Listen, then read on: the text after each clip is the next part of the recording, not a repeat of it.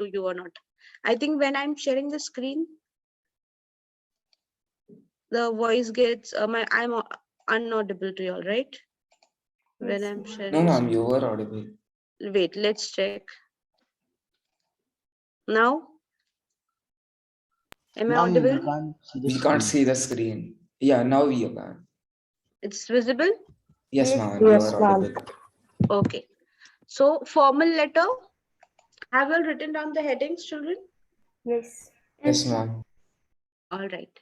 So, today we'll study about formal letter. Before starting about formal letter, let us understand what exactly is formal letter all about, okay? Formal letter is one of the most challenging letters to be written, okay? Why? Because you usually write formal letters to either to the principal of your schools, to either senior government officials, right? So you need to make sure that you follow the putting it together.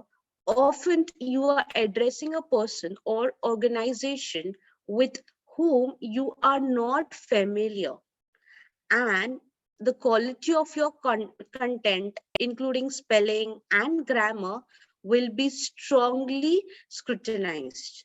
Okay, so basically you write formal letters to the managers. Even if you go to a bank, you'll see now, you'll write a for any few thing, if you require anything, you'll write a formal letter to the bank manager, and you're not aware of the about the bank manager personally.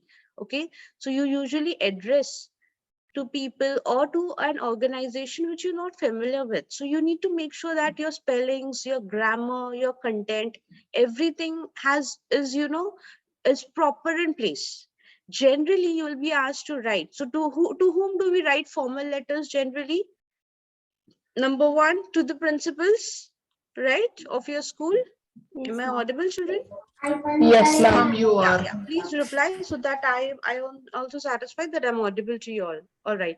Next is you write to the senior government officials, such as you will write a formal letter to the police or to the municipal authorities or to the local self-governors. Apart from that, you also write formal letters to managers. For example, managers of travel agencies, of any clubs, hotels, restaurants, malls, or hospitals, right? Next, you also write formal letters to the secretaries of the local clubs and with people of such similar enterprises. Clear? So you as students, you write formal letters to to your class teachers, you write formal letters to the principal, isn't it, children? For when do you write a letter to the teacher or to the principal? Can you tell me the reasons? For taking a leave from Yes, Yes, ma'am. if you want to take a leave, you write a formal letter to If you have a inform. question about something. Yes, if you have any inquiry, any queries, you write a formal letter, you draft it into Approvals. for approvals. True, very good. So you know these are the various areas where we write formal letters. See, children, this is very important concept. Today you will learn this as a student of grade 7, right? But then tomorrow, as a citizen, you can help people around you, because I'll tell you my personal experience. Like once I had visited a bank, and there was a person, there was a lady, an old lady. She just wanted to change a number which was already registered with the bank, and the people, the officials at the bank, told her to write an formal letter to the bank manager with the correct number which she wanted to change, right? But then, since she was not that educated, so you can so I went ahead and I helped her out in writing, a formal letter to the bank manager. So today, if you will learn this, tomorrow I wish that you all also help people around you all. Yes, so there are various places where you can help people around. Even if I had seen most of the parents who come for admissions of school in schools or colleges, they are unable to write formal letters to the principals or to the college teachers. So in that case, you all can come forward and you all can also help them. So this is something which can be implemented in your practical life. Clear? So Yes, make ma'am. sure that you all learn this very carefully. All right. Next, whenever you are writing the formal letter, these are the steps which you should follow while writing the formal letter. Number one is the sender's address. Okay. The address is to the top left of the page. You need a house number and complex or society name in the first line, street address on the second line, and city on the third line. If you will see, the city is on the third line, street address is on the second line, and this plot or the complex or the society name on the first line. Can you see how it is divided? So address is never written in one particular line throughout. Clear? Maintain a 3-line address. Okay, so address should always be in this format if you are writing the address. And if you will closely see the address, can you see after writing the street name or the society name, there's a comma here. After writing this street's name, okay, there's again a comma.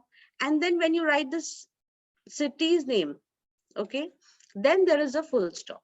So you should follow this format whenever you are writing addresses. Okay, maintain the 3 lines address and note the punctuations. This is very important, children. These punctuations are somewhere, you know, your marks get deducted for.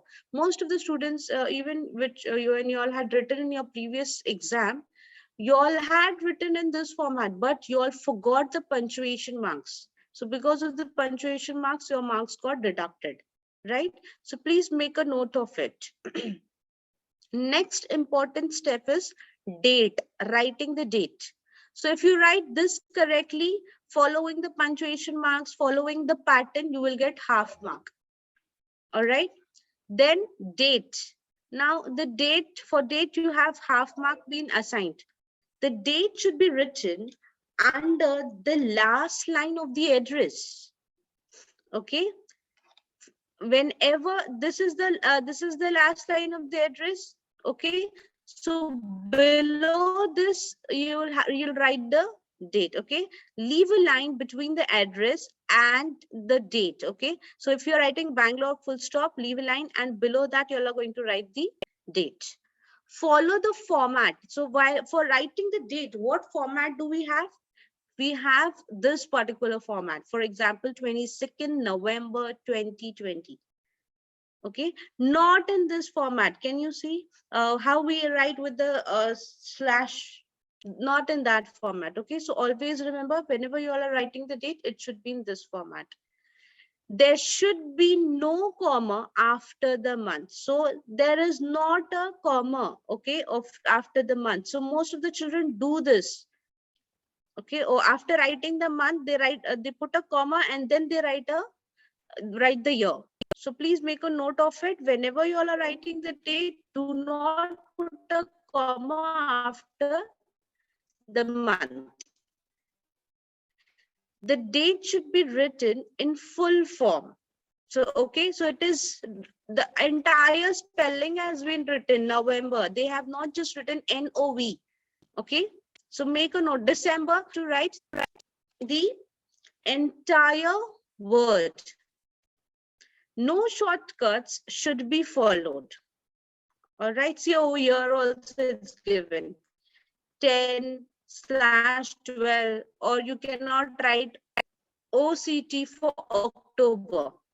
Okay, October 12. All these are incorrect form of writing the date. Okay, do not write in this format also with a slash. Make sure that you all, whenever you all are writing the date, you follow this. Am I audible, children? Clear, everyone? Yes, ma'am. Yes, ma'am. Okay, good. So these were the 2 steps. Number 1 was sender's address. Number 2 was date. Clear? Now we come to the next, third step. Okay, that is the receiver or recipient's address. Okay, now leave a line between the date and the address. Okay, this address is of the person the letter is being addressed to. Okay, so earlier whose address, first address was of whom? Sender's address. First address, sender's address. Here you are writing whose address? Receiver's address. Okay, so make a note of it. All right. Now, here you're writing the receiver's address. The address is written on the left side of the page after the date. It can be addressed to a particular person or organization. Maintain 3-line address and note the punctuation. So similarly, the format of address remains the same. You need to maintain the 3-line system, and you also need to mark the punctuations. All right.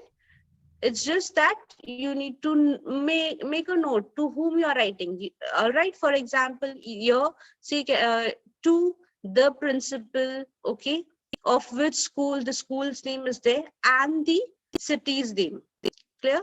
Or if you're writing to the managing director, okay, the address of the managing director, the city's name, or and the street's name and the city's name, and then the full stop. Can you see? Clear? Yes, ma'am. All right. Let's see the next step. That is salutation. This is also very important. Leave a line between the address and the salutation. So can you see everywhere, each and every step has been explained in very detailed manner. After writing the receiver's address, you need to leave a line, children, and then write the salutation. Clear? Do not write exactly on the line which is exactly below the receiver's address. So if you follow the salutation format correctly, you will get half mark over here. All right. So letter greetings help in establishing the type of letter that a person is attempting to write. Also, they represent the respect that you intend to give to the reader. Okay, so salutation is gives you what? It also gives you it also represents your intention, your respect you are intending to give to the readers. All right. Hence, it is important to know what kind of salutation would be appropriate. So you should know if you are writing to any formal person, so you should know whether you are writing to a teacher or to a principal or to a manager. You should know how you need to what would be the proper salutation, what would be the most appropriate salutation. All right, because they are not your friends, they are not your relatives, not your family members, so they are usually people whom you need to give respect, right? So that respect should be seen in your salutation. It is written on the left side of the page. Okay, so this is the page, for example, and this is the left side. Okay, this salutation is always written on the left side. The salutation has a line to itself. The form of greeting will depend on whom you are writing to. Usually starts with dear. Use capital D. Whenever you are writing dear, use capital D. Okay, do not write dear with a small d. All right, children? Yes. So, dear with capital D, and either sir or madam, whoever you all are addressing to, and whatever you can write principal, or you can write dear teacher, dear ma'am, dear sir. Okay. After that, make sure that you end it with a comma. This is very, very important, children. Okay. If you need to follow this pattern, you need to follow where you all are expected to write in a capital letter, where you all are not expected to write in a capital letter. You need to follow these minute details. And always remember not to forget the punctuations whenever you all are writing a formal letter. So if you write it in this particular format, you get automatically you will get half mark for just following this particular format. So it's so easier to get marks while writing a formal letter. No name like dear Mrs. Kiran, you cannot address with the name. Okay, please make sure that you all write either sir, you all write either madam, or you all write either principal. Do not write the name. Clear, children? Yes, ma'am. All right. Shall I go on to the next step? Shall I go on to the Yes, next step? ma'am. Okay. Next step is fifth, that is the body of the letter. Okay. This contains almost, 5 plus 2 marks. So this is very important. 5 marks is for expression. All right. The body of the letter, 5 marks is for expression. Opening and closing sentences are 1 plus 1 plus 3. Okay.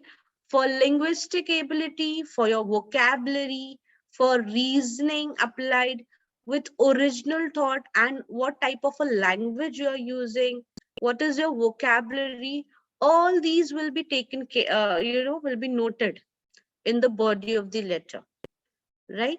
Then in your content, what things will be marked on you for your content? You'll have 2 marks, and you'll be given marks for proper use of grammar, proper use of punctuation, okay, squeezing and presentation. So basically, always believe whenever you are writing the body of the letter for any formal letter, it has to be your, whatever is your message has to be given in your expression should be such that you use minimum words to convey your message. Remember this. Like how you all write informal letters, you all can write paragraphs after paragraphs. You do not have any limit for that, right? But for whenever you all are writing a formal letter, make sure it should be the meaning, the message should be conveyed within the limited use of words. All right. And your vocabulary also matters a lot, along with the grammar. Leave a line after the salutation. Now, how are you going to write the body of the letter? After you write dear sir or dear madam, you need to leave a line. Okay. Number one should be the introduction or the opening statement. Okay. So as whenever you are writing this body, please make sure it should have an introduction and it should have a conclusion. And then in between paragraphs should has the main body of the letter. Clear? So do not just write, okay, dear ma'am, this is what I want. So please grant me regards, thank you. No, that should not be there. It should always have a opening statement. It should always have a closing statement above and below the main body. All right. So what will be the introduction or the opening statement? It must clearly state your purpose, whether it is to lodge a complaint or whether it is for an inquiry or you are requesting for something. So that should be there in the right in the first sentence, that is the opening sentence. Clear? Clear, children? Yes. All right. Next, B is main body of the letter. This is where you write the content. Okay, that is the subject. This is where you write your entire subject. You convey your message over here in this particular paragraph. Okay, so try to keep it at 2 paragraphs depending on the type of letter you intend to write. Okay, you must avoid using casual terms. Okay, how you use for your friends, for your relatives. Avoid using casual terms. All right, your language, your vocabulary should be different over here in formal letter as compared to informal letter, so as to keep the style of the letter intact, because this is, you are addressing to a formal person, right?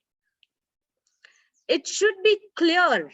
See, this is very important. Your message should be clear, your reason. If you, for example, if you are writing an application letter for a leave, right, leave application letter you are writing, so you are giving the purpose of your writing right in the first paragraph, that is the opening statement, and in the next statement you are going to give the reason why you are applying for leave or why you intend to take a leave. But your message should be very clear, and it should be precise. It should be short. It should not be, very long. You're just writing as you're conveying, or you're talking to your friend. It should not be that. Ensuring that all the major points are covered and is also not lengthy at the same time. So this is very important. So whenever you all are writing a formal letter, please make a note of it. You should cover all your points, but you should also make a note of it that your letter should not be very lengthy. This is a formal letter. See, the bank manager or the principal or any higher authority or government officials, they do not have time to read a long letter with 3-4 paragraphs. It should be short and it should be precise, but it should cover all the major points. The paragraphs should be written in such a way that there should be distinct and clear difference between them, space between each paragraph. In the first paragraph, state the problem. Okay, whatever is your problem. See the problem, they have already given you three such examples. In the second paragraph, request attention and state suggestions for the improvement for the problems you have specified in the first paragraph, and conclude with the effect of the solution. So that's what I told you. For example, if you're writing for a leave application, first paragraph, you'll just write your intention of writing the letter, and second paragraph, you'll give the reason. If you're writing, any a letter based for any inquiry or for lodging any complaint, in the second paragraph, you should also provide suggestions if there's any complaint. Okay, this is the complaint which you're not happy about, and these are the suggestions which you'll put it in the second paragraph. Okay, clear everyone? First paragraph and second paragraph. Yes, ma'am. Yes, ma'am. Okay, now third paragraph, that is not a paragraph. Basically, it will be considered as the closing sentence. See, they are not written introduction paragraph or concluding paragraph. They have written sentence. We are just expecting you to write one statement for opening and one statement for closing. So closing statement, how it should be? It should be a conclusion of your main body, and in not more than 1 or 2 sentences. Convey the action, response you expect the receiver to take or provide, and your gratitude. So in the concluding sentences, you are going to convey to the person whom you are writing that what exact action you are expecting from them. Okay, are you requesting them to grant you permission? That as the hope you will grant me permission so that I can take a leave. You can write like that. Okay, if you're writing for any complaint, all right, then in that case, what you're going to do, you are going to convey the action, your response, what you want from the receiver. What action you want the receiver to take, you'll put that. Clear? Yes, Clear, ma'am. children? Yes. Clear? Okay. It's time up. I'll just stop here and we'll continue.